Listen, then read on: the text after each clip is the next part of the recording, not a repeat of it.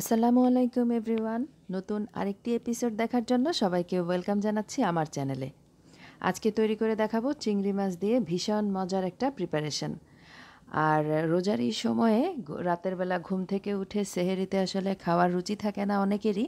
তো এরকম একটা তরকারি যদি রাখা যায় তাহলে কিন্তু বেশ মজা করেই ভাত খাওয়া যায়। তো সেহেরি স্পেশাল আজকের চিংড়ি ভুনার এই রেসিপিটা কিভাবে করতে হবে আর কি কি উপকরণ লাগবে চলুন একে একে জেনে নিই। প্রথমেই একটা ফ্রাই প্যান আমি চুলাতে বসিয়ে নিয়েছি, তার মধ্যে দিয়ে দিয়েছিলাম পরিমাণ মতো তেল। তেলের পরিমাণটা একটু বেশি দিতে হবে এই তরকারিটাতে, তাহলে খেতে বেশি ভালো লাগবে। এর মধ্যে দিয়ে দিচ্ছি 1 চা চামচ পরিমাণ মিহি করে কুচি করে রাখা আদা আর 1 চা চামচ পরিমাণ রসুন, আর আস্ত জিরা দিয়ে দিলাম 1 চা চামচ পরিমাণ, একটা তেজপাতা দিয়ে দিলাম। এবারে হালকা একটু নেড়ে নিচ্ছি। মিনিট খানেক নাড়াচাড়া করে নেওয়ার পরে এর মধ্যে দিয়ে দিব আগে থেকে বেছে ধুয়ে পরিষ্কার করে রাখা চিংড়ি মাছ আধা কেজি পরিমাণ। চিংড়ি মাছটাকে দিয়ে হালকা একটু নেড়ে নেব। খুবই অল্প মশলায় এই চিংড়ি মাছের তরকারিটা রান্না করে ফেলা যায় আর খেতে অসম্ভব মজার। আমার মায়ের স্পেশাল একটা রেসিপি, অবশ্যই আপনারা তৈরি করবেন, আপনাদের কাছেও খুব বেশি ভালো লাগবে। এখন এর মধ্যে দিয়ে দিব মোটা মোটা টুকরা করে কেটে রাখা পেঁয়াজ। পেঁয়াজগুলো কিভাবে কেটেছি আশা করি দেখেই বুঝতে পেরেছেন।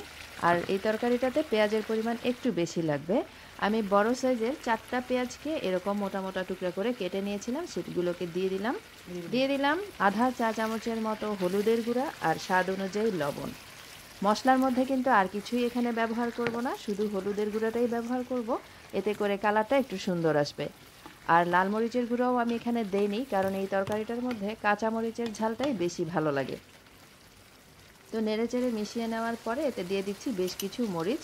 কাঁচা মরিচগুলো আসলে পেকে গিয়েছিল, আমি সেগুলো দিয়ে দিলাম। কাঁচামরিচটাকে দিয়ে আবারও ভালোভাবে এটাকে নেড়ে নিতে হবে। চুলার আঁচটা এই পর্যায়ে মিডিয়াম থেকে হাইতে থাকবে।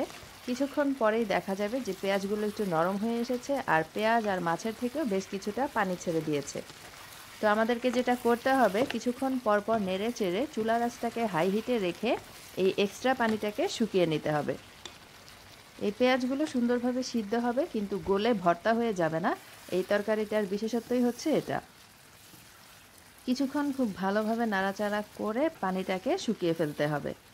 আর দেখা যাবে যে পেঁয়াজগুলো কিন্তু এমনিতেই খুলে আসছে, কিছু আস্ত থাকবে আর কিছু এরকম খুলে খুলে যাবে। আর এই তরকারিটার পেঁয়াজটা খেতে কিন্তু বেশ মজার লাগে, একটু মিষ্টি মিষ্টি লাগে। তো পানিটা শুকিয়ে যাওয়ার পরে আমি 5 মিনিটের জন্য এটাকে ঢেকে দিলাম। চুলার আঁচটাকে মিডিয়ামে রেখেছি। 5 মিনিট পরে ঢাকনা তুলে আবারও নেড়ে নিচ্ছি। উল্টে পাল্টে তলা থেকে নেড়ে দিতে হবে। দেখতে পাচ্ছেন পেঁয়াজটা কিন্তু সফট হয়ে এসেছে। এ পর্যায়ে ঢাকার আর কোনোই প্রয়োজন নেই। এখন চুলার আঁচটাকে মিডিয়াম টু হাইতে রেখে কিছুক্ষণ পর পর নেড়ে এটাকে একদম ভাজা ভাজা করে নিতে হবে। মানে তেলটা যেন উপরে ভেসে আসে সেইভাবে করে এটাকে ভেজে নিতে হবে। আর চিংড়ি মাছ রান্না হতেও কিন্তু খুব একটা সময় লাগে না, আমরা সবাই জানি। তো পানিটা যখন একদম শুকিয়ে যাবে সে পর্যায়ে এতে কিছুটা ধনেপাতা কুচি ছিটিয়ে দিচ্ছি। এখন চুলাটাকে বন্ধ করে দিব আর 2 মিনিটের জন্য নেড়ে চেড়ে চুলার উপরেই রেখে দিব। এরপরে চুলা থেকে নামিয়ে আমি একটা সার্ভিং প্লেটে পরিবেশন করে দেখাবো। সাদা ভাত কিংবা রুটি অথবা পরোটার সাথে অসাধারণ লাগে খেতে। একবার হলেও বাসায় ট্রাই করে দেখবেন চিংড়ি মাছের এই প্রিপারেশনটা। আশা করছি আপনাদের কাছে অনেক বেশি ভালো লাগবে। আর যদি ভালো লেগে থাকে প্লিজ চ্যানেলটাকে সাবস্ক্রাইব করবেন। এরকমই মজার মজার আর নিত্য নতুন আপডেটগুলো পাওয়ার জন্য পাশে থাকা ছোট বেল বাটনটাও বাজিয়ে দিতে ভুলে যাবেন না। এতে করে আমি নতুন কোনো ভিডিও আপলোড করার সাথে সাথেই ভিডিও নোটিফিকেশান আপনারা পেয়ে যাবেন আর ভিডিও মিস করবেন না, ভিডিও দেখতে পারবেন সবার আগেই।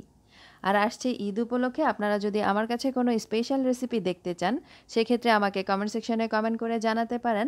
আবার আমাদের ফেসবুক পেজেও আপনারা জয়েন করে সেখানেও আমাকে মেসেজ করতে পারেন। ফেসবুক পেজের লিংক এই ভিডিওর নিচে ডিসক্রিপশন বক্সে দেয়া থাকবে। আর রেসিপিগুলো আমি ঈদের আগেই দেওয়ার চেষ্টা করব ইনশাল্লাহ। তো সবাই খুব বেশি ভালো থাকবেন, আমাদের জন্য দোয়া করবেন। আজকের মতো আল্লাহ হাফিজ।